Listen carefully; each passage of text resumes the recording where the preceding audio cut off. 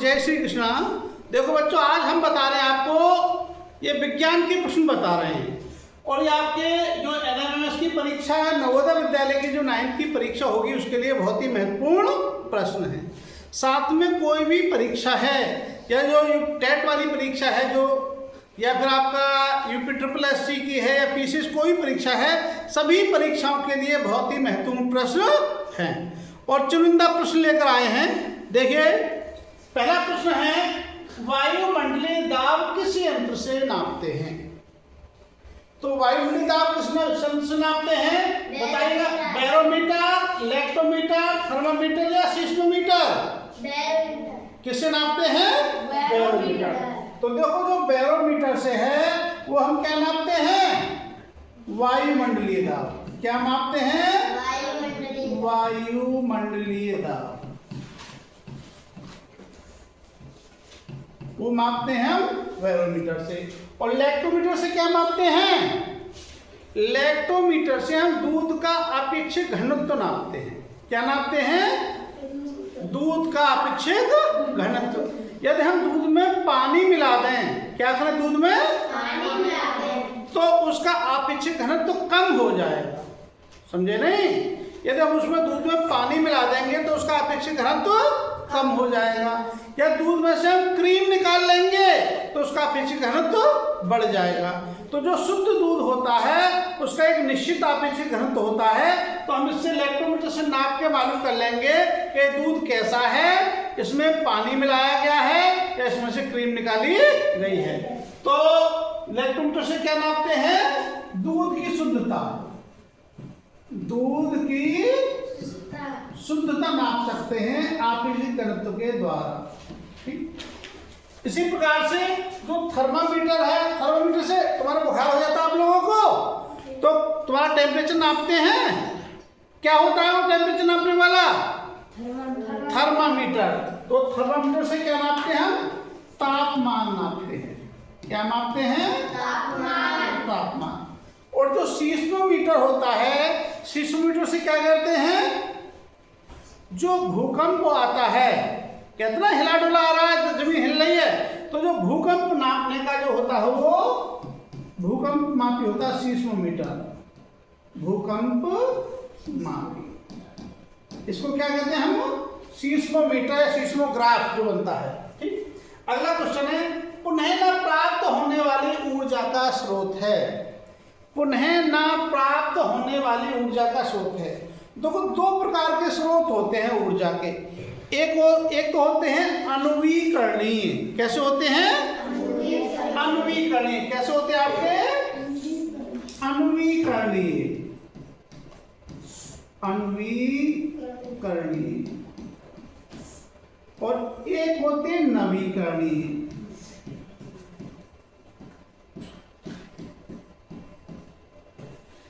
अनवीकरणीय कौन से होते हैं? जो एक बार खत्म हो जाए तो पुनः प्राप्त नहीं होते, बहुत जल्दी खत्म। जैसे पेट्रोल है हमारा, डीजल है, कोयला है, ये सब कैसे हैं? हमारे अनवीकरणीय। और जिनके खत्म होने की संभावना कम है, बहुत समय तक चलेंगे, जैसे हमारी सौर ऊर्जा है, सोलर प्लेट है, सूर्य से आती है ऊर्जा, बनती रहती है। या पवन ऊर्जा है, पवन चक्की होती है। या जल ऊर्जा है, तो वो सब कैसे हमारे नवीकरणीय स्रोत हैं। तो इसमें से तो एक क्वेश्चन आपका एनएमएमएस में हर वर्ष आता है, 100% ये क्वेश्चन आता है। तो इसमें है, पुनः न प्राप्त होने वाली ऊर्जा का स्रोत क्या है? कोयला। क्या है? कोयला। कोयला है। इसका उत्तर कौन सा होगा? डी होगा, कोयला। ठीक है, आया समझ में सभी को? आगे चलते हैं। अब अगला क्वेश्चन देखिएगा, क्वेश्चन नंबर 3। निम्न में से किस वैज्ञानिक ने बल्ब की खोज की? देखो, इसमें से भी आपका क्वेश्चन ज्यादातर आता है, हर परीक्षा में आता है, चाहे एनएमएस वाली हो, चाहे यूपी टेट हो या आपका नवोदय की, इनमें से अक्सर आता है। यह आपका निम्न में से किस वैज्ञानिक ने बल्ब की खोज की? बल्ब की खोज किसने की थी बताओ? किसको पता है? नहीं पता। जो बल्ब की जो खोज की थी वो किसने की थी? एडिसन। एडिसन ने बल्ब की खोज की थी। किसकी खोज की थी? बल्ब की। वर्ब की खोज की थी एडिशन ने, ठीक। इसके बाद एडवर्ड जेनर। एडवर्ड जेनर क्या था? जो एडवर्ड जेनर ने खोज की थी वो पहले हाथ जो टीका लगाते थे, बीमारी से बचने के लिए टीका लगाते हैं ना, तो टीके की जो खोज की थी वो किसने की थी? एडवर्ड जेनर, ठीक है। Alexander Fleming. अलेक्जेंडर फ्लेमिंग किसकी खोज की थी? पेनिसिलिन की। किसकी खोज की थी? पेनिसिलिन। पेनिसिलिन की जो खोज की थी वो अलेक्जेंडर फ्लेमिंग ने की थी। और गैलीलियो ने किसकी? दूरबीन, दूर से देखते हैं, जो दूरबीन की खोज की थी वो गैलीलियो ने की थी। देखिए इस पेपर को पूरा सही से आप तैयार कर लेंगे, 100% कई क्वेश्चन मिलेंगे इसमें से, समझे? चाहे कोई भी परीक्षा है, घूम फिर के इन्हीं में से आते हैं, ठीक। क्या अगला क्वेश्चन है तुम्हारा, एक्स किरणों का आविष्कारक कौन है? एक्सरे की खोज किसने की थी? है? देखो एक्सरे की खोज की थी किसने की थी? रॉन्टेजन। इसने किसकी खोज की थी? एक्सरे की। एक्सरे की खोज किसने की? रॉन्टेजन ने। और जियरबर्ड ने किसकी खोज की थी? और टीवी नहीं देखते हो? टीवी देखते हो तुम लोग? तो टेलीविजन की खोज किसने की थी?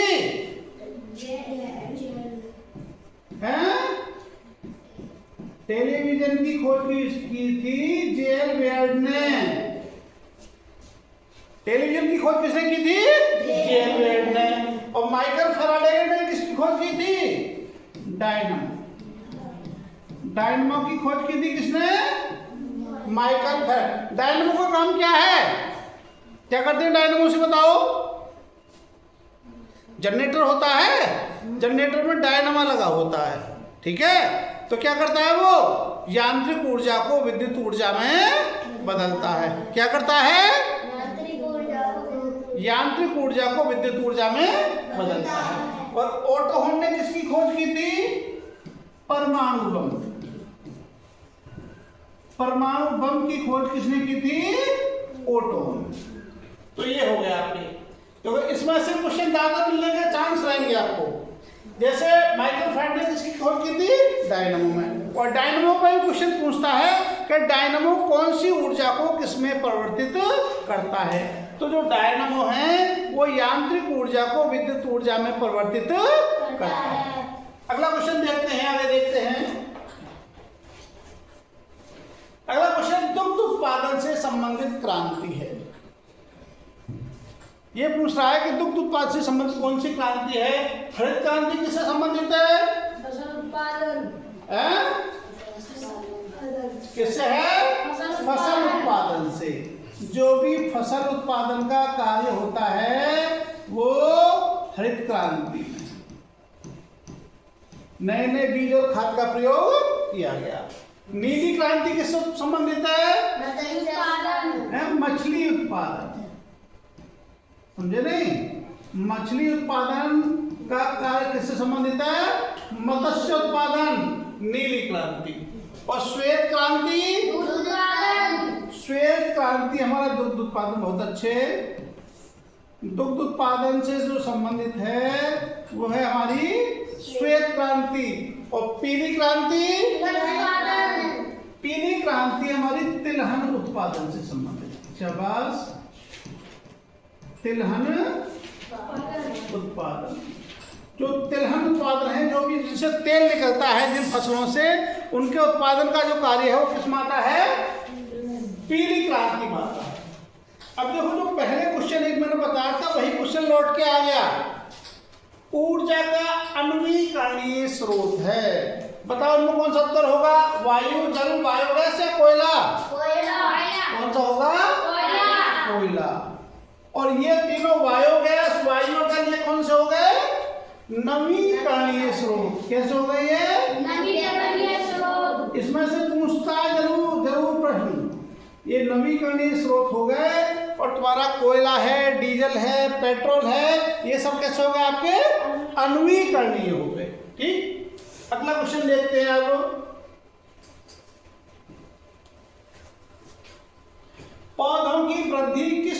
से नापते हैं। 4 ऑप्शन है, फेदोमीटर, कैस्कोग्राफ, हाइग्रोमीटर, अमीटर। सबसे पहले हम फेदोमीटर पे आते हैं। फेदोमीटर से क्या करते हैं, भी बताओ, कोई बताएगा? किसकी? समुद्र की गहराई मापते हैं। बहुत अच्छा, समुद्र की गहराई मापते हैं।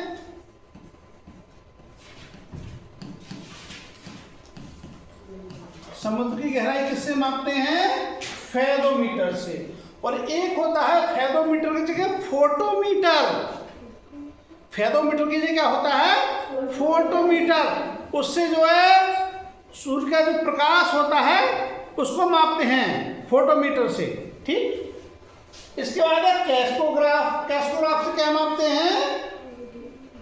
पौधों की वृद्धि जो है कैस्कोग्राफ से ही मापते हैं हम। पौधों की वृद्धि किससे नापते हैं? कैस्कोग्राफ से ही मापते हैं। हाइग्रोमीटर से क्या मापते हैं? हाइग्रोमीटर वायु की आर्द्रता। वायु की आर्द्रता। वायु की आर्द्रता मापने का कार्य किससे करते हैं हम? हाइग्रोमीटर से। वायु की आर्द्रता होती क्या है? देखो, ये वातावरण है हमारा, ठीक। अब ये बताओ, अभी हम अपने कपड़े धुल करके सुखा दें धूप में तो जल्दी सूख जाएंगे, या बरसात के मौसम में, जाड़े के मौसम में सुखाएं तो जल्दी सूख जाएंगे? बताओ, अभी जल्दी सूखेंगे या बरसात के मौसम में? अभी। क्यों? कि जो वातावरण हमें दिख रहा है इसमें मॉइस्चर होती है, नमी होती है। और अब एक ऐसा है वातावरण, इसमें नमी कम है, बहुत कम नमी है, तो जो हवा आती है, जो कपड़े हम सुखाएंगे उसकी नमी को सोख लेगी। और जो जब बारिश होती है तो बारिश में जो वायु में नमी होती है वो अधिक होती है, तो जो हाइग्रोमीटर वायु की आर्द्रता है उसमें अधिक होती है। तो हाइग्रोमीटर जो नापता है वो वायु की आर्द्रता नापता है कि वायु में कितनी नमी है। ठीक है, तो वायु की आर्द्रता मापने कौन करता है? हाइग्रोमीटर। और अमीटर से क्या मापते हैं भाई? अमीटर से विद्युत धारा।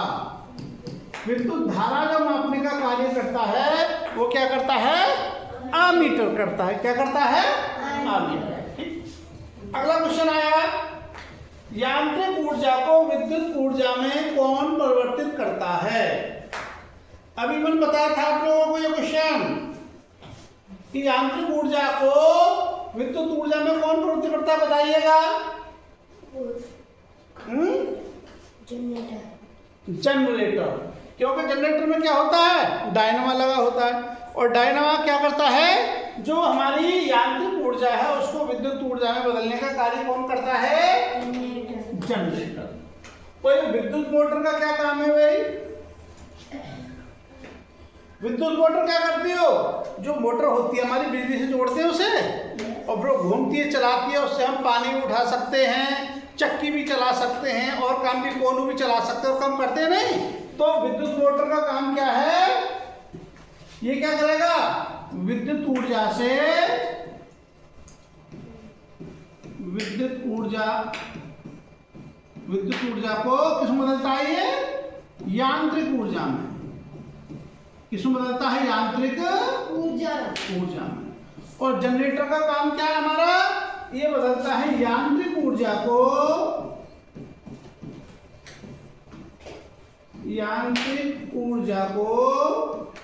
विद्युत ऊर्जा में। विद्युत ऊर्जा। शादी ब्याह में देखते हो तुम, जनरेटर लगा होता है, चला देते हैं, सब में लाइट हो जाती है, सब काम उसी से होते हैं नहीं। तो इसका काम क्या है? बिजली बनाने का काम है जनरेटर। यांत्रिक ऊर्जा को किसमें बदलता है? विद्युत ऊर्जा में बदलता है। इसी प्रकार से माइक्रोफोन का काम क्या है, बताओ भाई। माइक्रोफोन होता है, हमने बात करी अपने माइक्रोफोन में, ठीक है, तो कहाँ जाएगी? तो एक होता है स्पीकर मोबाइल में, ठीक है। तो माइक्रोफोन का काम क्या है? जो माइक्रोफोन है वो ध्वनि ऊर्जा को किसमें बदल देता है? विद्युत ऊर्जा में। ध्वनि ऊर्जा को किसमें बदल देता है? विद्युत ऊर्जा में। ऊर्जा में। और लाउड स्पीकर क्या होता है? हमने लाउड स्पीकर यहाँ से लाउड स्पीकर वहाँ ले जाकर रख दिया और हमारा माइक यहाँ लग रहा है, तार उसमें जोड़ के जा रहे हैं, तो यहाँ बोलेंगे और वहाँ उसमें वो जोर से लाउड स्पीकर जोर से बोलता है नहीं, तो लाउड स्पीकर क्या होता है? इसमें ये विद्युत ऊर्जा को किसमें बदलता है? विद्युत ऊर्जा को ध्वनि ऊर्जा में, इसमें विद्युत ऊर्जा को ध्वनि ऊर्जा में बदलता है। ठीक है, ये हो गया। तो ये सारे क्वेश्चन बहुत ही इंपॉर्टेंट है एकदम। अगला क्वेश्चन देखते हैं अब। क्वेश्चन नंबर 9, गुरुत्वाकर्षण का सिद्धांत किसने दिया? गुरुत्वाकर्षण का सिद्धांत किसने दिया था? न्यूटन ने। किसने दिया था? न्यूटन ने। न्यूटन ने 3 नियम दिए थे इसने। न्यूटन ने कितने नियम दिए थे? 3। उसी में गुरुत्वाकर्षण का सिद्धांत था। और वोल्टा ने क्या किया था? सौर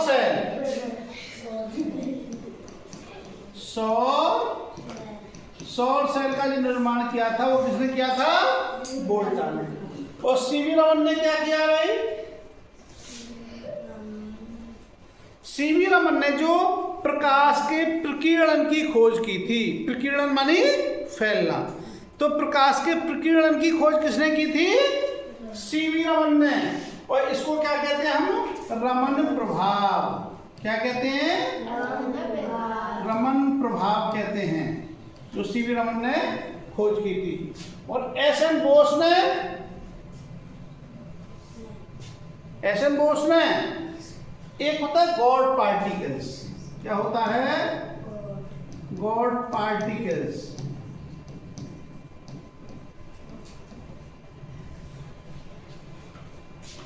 समझे नहीं?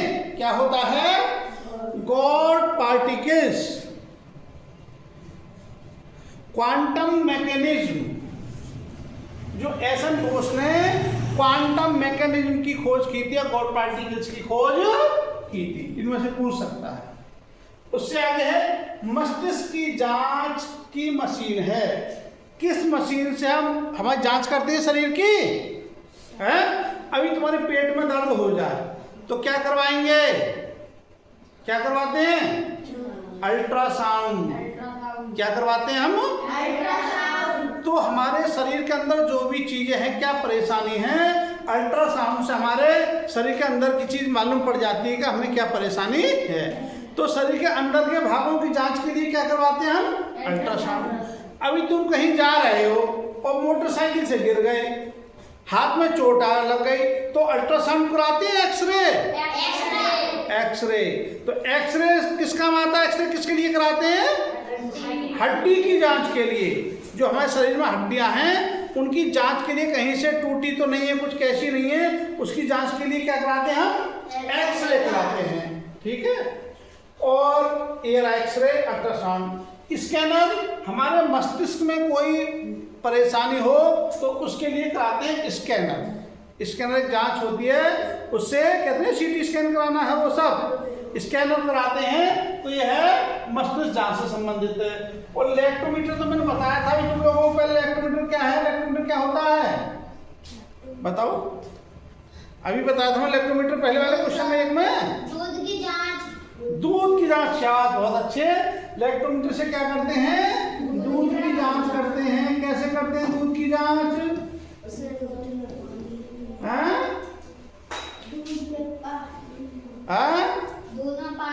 1.028 से 32 इस पर कुछ होता है, उसका अपेक्षित घनत्व होता है।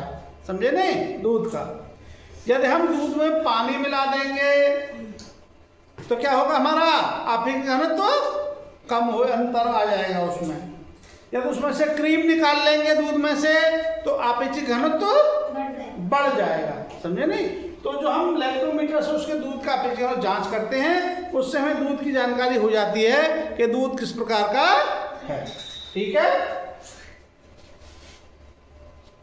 तो देखिएगा, जो भी बच्चे इस वीडियो को देख रहे हैं, समझे नहीं, सभी से ये कहना है कि यदि आपको ये वीडियो अच्छी लगी है, पसंद आई है, तो जो भी इसकी तैयारी कर रहे हैं बच्चे, चाहे NMS की तैयारी कर रहे हैं, चाहे नवोदय विद्यालय की कर रहे हैं या सैनिक स्कूल की कर रहे हैं, तो उन बच्चों तक पहुंचाएं। और दूसरा यह है, वीडियो बार बार प्राप्त नहीं होगी तो उसका सबसे अच्छा साधन है कि चैनल को सब्सक्राइब कर लें। समझे नहीं? सभी लोग चैनल को सब्सक्राइब करें तो जो भी वीडियो यहाँ से डालेंगे सभी वीडियो उनके पास तक पहुँचती रहेंगी। और ये पूरी वीडियो हमारी यूपी टेट और सी टेट के लिए भी बहुत उपयोगी है। इसमें से काफ़ी क्वेश्चन आपके मिलेंगे। तो सभी गुरुजनों से भी कहना है कि सभी बच्चों तक इस वीडियो को पहुँचाने का काम करें और उनको चैनल सब्सक्राइब करें ताकि उनको सभी वीडियो मिलती रहें। इसी के साथ जय श्री कृष्ण।